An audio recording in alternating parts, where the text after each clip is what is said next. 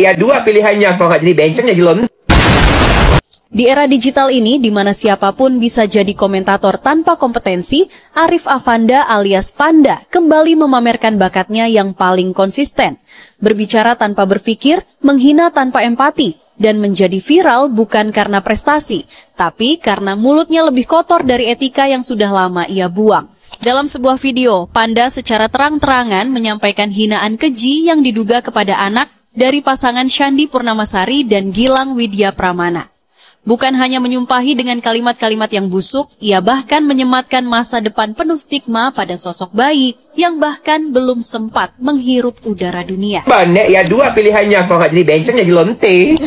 Ironis, ini bukan sekadar hinaan. Ini adalah tamparan keras pada akal sehat publik yang masih percaya bahwa batas antara kritik dan kebiadaban itu nyata.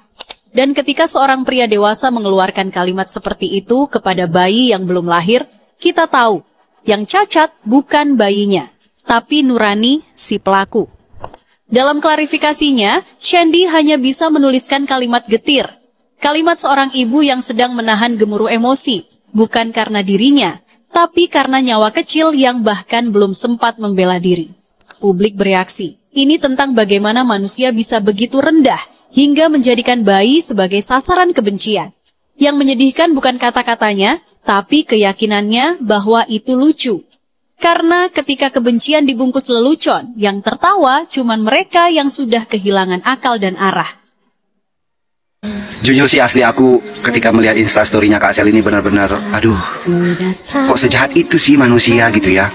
Ini dia dikatakannya fitnah dari segala fitnah, semuanya itu sudah dirasakan oleh Kak Sel ya. Dan dia pun sudah ikhlas dengan hal itu.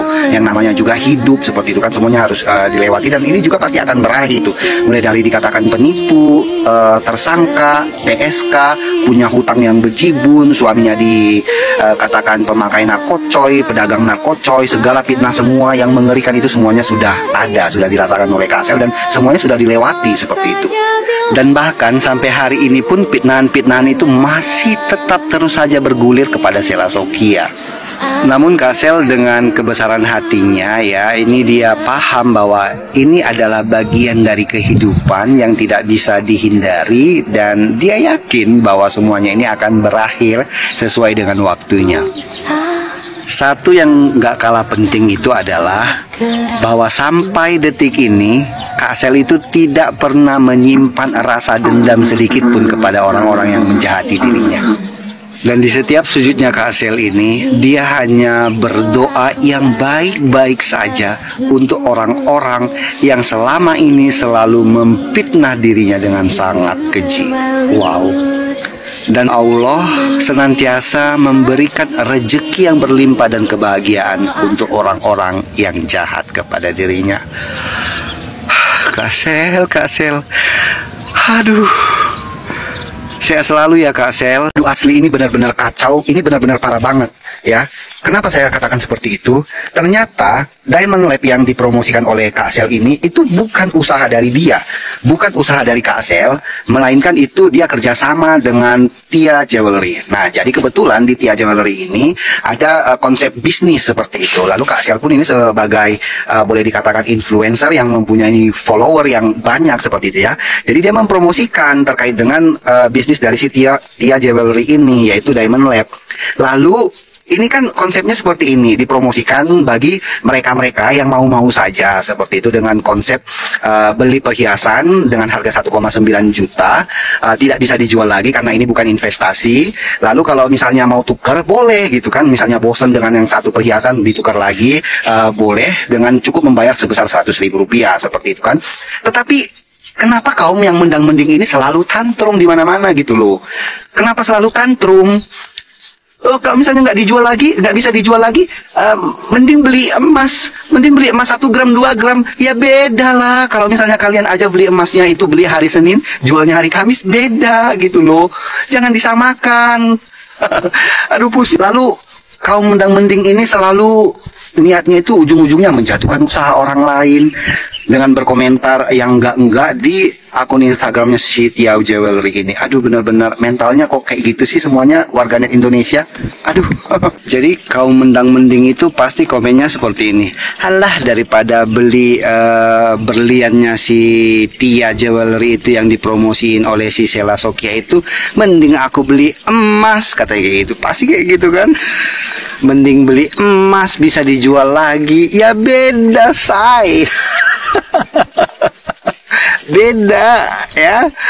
Ini berliannya yang dipromosiin oleh si Sheila Sokya ini itu bukan untuk investasi gitu ya, makanya dia tidak bisa dijual lagi. Tetapi kalau misalnya mau ganti itu bisa, ganti-ganti itu bisa, seperti itu ya. Gaya-gayaan mending beli emas nanti bisa dijual lagi. Alah, beli emas juga beli hari Senin, jual kembali hari Kamis, ya kan, bener nggak?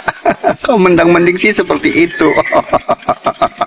Gaya-gayaan beli kagak, beli Tia Jewelry kagak, tapi sok-sokan mending beli emas untuk investasi. Halah, beli emas 5 gram juga paling belinya hari Senin, jualnya di hari Kamis. Bener nggak? Yolo, apa lagi sih, Sel? Diamond Lab 1,9. Iya, gue tahu lo lagi frustasi banget ya kan, banyak cicilan ya kan, sampai segininya, sampai kayak tukang agar di pinggiran sekolah jualan cincin-cincin itu, tau? Iya, kayak abang-abang yang jualan di pinggiran sekolah tuh. Gak tahu lagi deh trik lo ya, Diamond Lab 1,9. Gue baru tahu aja Diamond Lab 1,9 juta, gue pikir 1,9 M. Sampai gue liat videonya, ini beneran Kak Sel. Kok kayak tukang agar di pinggiran sekolah, kayak ngegelar dagangan gitu yang aksesoris mainan. Turut berduka cita. Tapi gue jempolin deh ya usahanya dia, marketingnya dia, ya gue jempolin ya kan. Kerja kerasnya dia gue jempolin, tapi jangan sampai nipu. Ya itu pesan aja ya. Dia mah keseringan deh jualannya kayak begitu deh. Seneng banget deh jualannya yang overclaim itu, overclaim. Sampai gue cari tahu nih, ini Diamond Lab 1,9 tuh diamond apa gitu kan. Soalnya gue beli Swarovski aja nih ya, ke tokonya langsung nih, ke showroomnya langsung nih ya. Yang zircon aja itu gue bisa sampai 4 juta, 5 juta. Ini diamond apa 1,9. Ya pokoknya salut deh ya, pokoknya salut sama dagangnya, sama marketingnya. Jangan sampai nipu aja, pokoknya itu pesan aja, pesan ya. Jangan sampai entar kalau beli ciki dapetin cincin-cincinan dijual sama mama yang frustasi.